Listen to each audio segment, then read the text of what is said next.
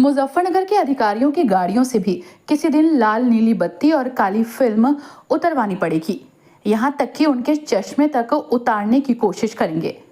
ये तीखा बयान पूर्व केंद्रीय राज्य मंत्री और भाजपा के वरिष्ठ नेता डॉक्टर संजीव बालियान ने रविवार को दिया। वे बुढ़ाना विधानसभा क्षेत्र के गांव खेड़ा मस्तान में आयोजित नस्ल बचाओ और जाति विहीन समाज बनाओ जागरूकता कार्यक्रम में शामिल होने पहुंचे थे। यहां मीडिया से बातचीत करते हुए उन्होंने अधिकारियों पर दोहरा रवैया अपनाने का आरोप लगाया। डॉक्टर बालियान ने कहा कि अधिकारियों ने भाजपा नेताओं की गाड़ियों से झंडा और फिल्म उतारने का काम किया है, जबकि उनकी अपनी गाड़ियां नियमों का उल्लंघन करती नजर आती हैं। उन्होंने चुटकी लेते हुए कहा, जिस अधिकारी ने भाजपा नेता की गाड़ी सीज की, उसकी अपनी गाड़ी पर भी काली फिल्म चढ़ी हुई थी। ऐसे में किसी दिन हम उनकी गाड़ियों से लाल बत्ती और झंडा उतरवाएंगे।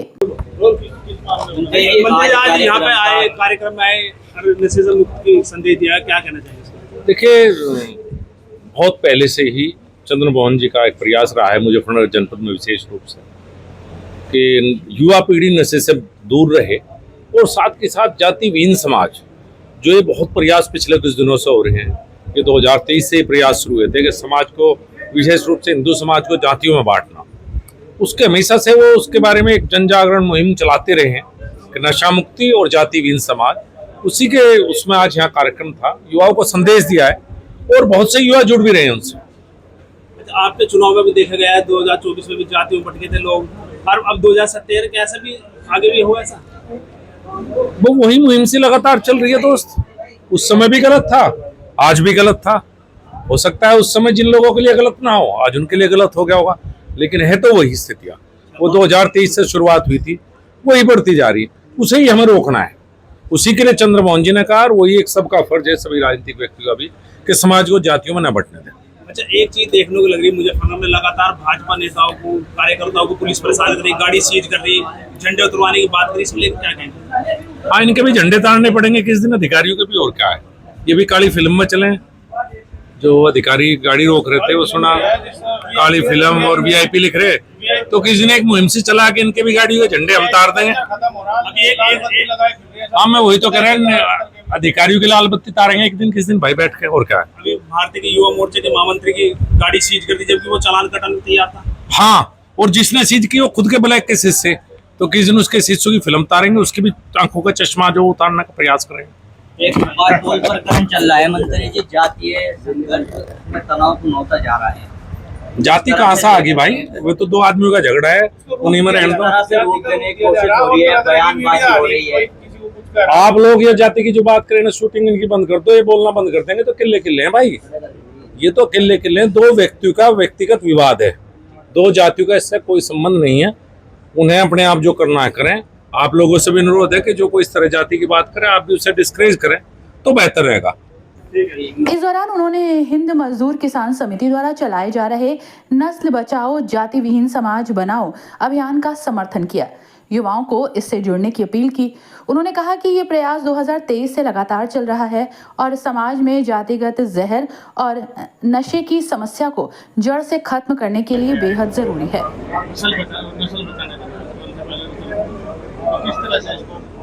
ये देखा हमने कि गांव-गांव में नशा कई रूपों में प्रवेश कर चुका। ये एक साजिश है कि हमारी नस्ल को नशे में डुबाने की और जाति के जहर के जाल में फंसाने की।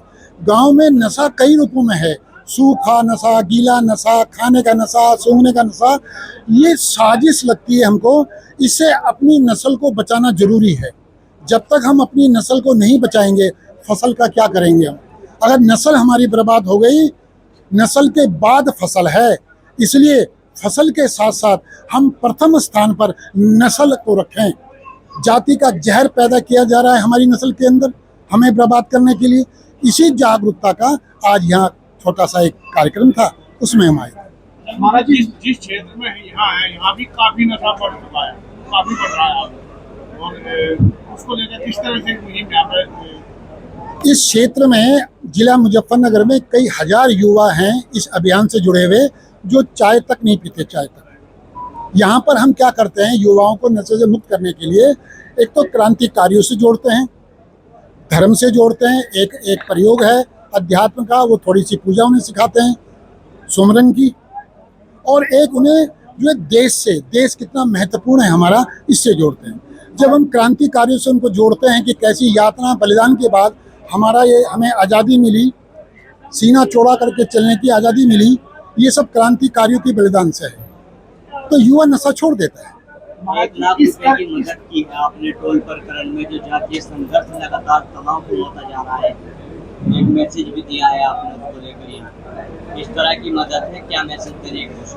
हम ये कहते हैं कानून है हमारे देश में, तुम मांग करो, अन्याय के खिलाफ लड़ो, ठीक है, बढ़िया है, पुण्य कार्य है, लेकिन हमारी नस्ल को जाति के जहर में मत घुसाओ उनके अंदर जाति का जहर। इसलिए हमने कहा हम हिंद मजदूर किसान समिति की ओर से जो वो दिगंबत जो आत्मा है स्वर्गीय अरविंद पांडे, उनके परिवार को हम जितनी हमारी हैसियत है हम 1 लाख रुपए की मदद कर रहे हैं। जेएनजी वाला नया ट्रेंड है, वो जम्मू कश्मीर में भी ऐसा हुआ, तो क्या कहा जाए उसको लेकर, जिसमें आपने बताया जैनजी जो है, जो 18 से 30 साल के युवा हैं, उन्हें जैनजी कहा। जैनजी जागरूक हो रहा है, लेकिन जैनजी को ये समझना पड़ेगा कि उनके साथ झांझी ना हो जाए। झांझी कौन? जो कहते हैं आग लगा दो और वो कर दो। जैनजी कभी देश की संपत्ति पे आग नहीं लगा सकता। क्यों? जितनी भी संपत्ति देश की है वो हमारे टैक्स के पैसे से है। नेपाल कई साल पीछे चला गया, किसके कारण? जैनजी के कारण नहीं, झांझियों के कारण गया। जैनजियों ने आग नहीं लगाई, झांझियों ने आग लगाई है। और जैनजियों को, जो जैनजी हैं, जो 18 से 30 साल के युवा हैं, जब भी कोई आंदोलन करें अपने आग बगल में देख लें कोई झांझी तो नहीं बैठा, नहीं तो बदनाम हो जाओगे, देश पीछे चला जाएगा। ये आग लगाने वाले झांझी हैं, झांझी, जैनजी नहीं। हमारे जम्मू कश्मीर में भी एक वांगचुक के द्वारा सोनम वांगचुक को गिरफ्तार किया गया, उसकी जांच चल रही है। अच्छा महाराज जी, पूरे देश में I know Mohammed, I know Mahadev का मुद्दा छिड़ा हुआ है, उसको क्या करते हैं? ये दिखाने की चीज थोड़ी है, तो दिल की बात है। मैं महादेव से प्रेम करता हूँ, मैं दिखाऊंगा? अगर पोस्टर लेके चल रहे हो और पोस्टर जमीन पे गिरेगा, पैरों के नीचे आएगा, क्या मोहब्बत है? ये मोहब्बत नहीं है, ये तो एक राजनीतिक स्टंट है कि आई लव मोहम्मद और आई लव महादेव। ये नहीं, दिल में है। मैं प्रेम करता हूँ महादेव से, मैं कहता फिरूंगा, दिखाता फिरूंगा क्या मैं? ये तो कानून व्यवस्था को अस्त व्यस्त करने का एक षड्यंत्र है। युवाओं को क्या संदेश देना इस कार्यक्रम के माध्यम से? हम माध्यम से ये देते हैं युवाओं को, नशे और जाति के जहर से बचो, औरों को बचाओ। हिंद मजदूर किसान समिति के राष्ट्रीय अध्यक्ष एवं प्रेरणा स्रोत गुरुचंद मोहन ने सभा को संबोधित करते हुए कहा कि गांव-गांव में नशा कई रूपों में प्रवेश कर चुका है, जो हमारी नस्ल को खत्म करने की एक साजिश है। उन्होंने कहा कि अगर हमारी नस्ल बर्बाद हो गई तो फसल का कोई महत्व नहीं रहेगा। नस्ल बचाना ही सबसे पहली प्राथमिकता है।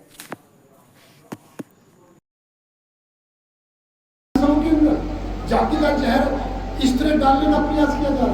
हम तो कहते हैं आज इस सबके सामने सब यहाँ बैठे हैं, जो जिसकी हत्या हुई है, हिंद मजदूर किसान समिति 1 लाख रुपए स्वर्गीय अरविंद पांडे को दे दिया। 1 लाख रुपए हम हिंद मजदूर किसान समिति, कानून की व्यवस्था, कानून का राज है, कानून मजबूत तौर पे है, कानून पे तो विश्वास किया जाए, तो किस पे विश्वास करेंगे? हम कानून पे भी विश्वास न करें, संविधान पे विश्वास न करें, तो क्या करें? फिर क्या है? फिर अराजकता नहीं फैलेगी देश में अगर हम कानून पे विश्वास न करें, संविधान पे विश्वास न करें, अराजकता नहीं फैलेगी, अपनी मनमर्जी नहीं चलेगी। क्या नहीं चलेगी मनमर्जी? रह पाएंगे हम, जी पाएंगे हम, कुछ कर पाएंगे हम? नहीं कर पाएंगे।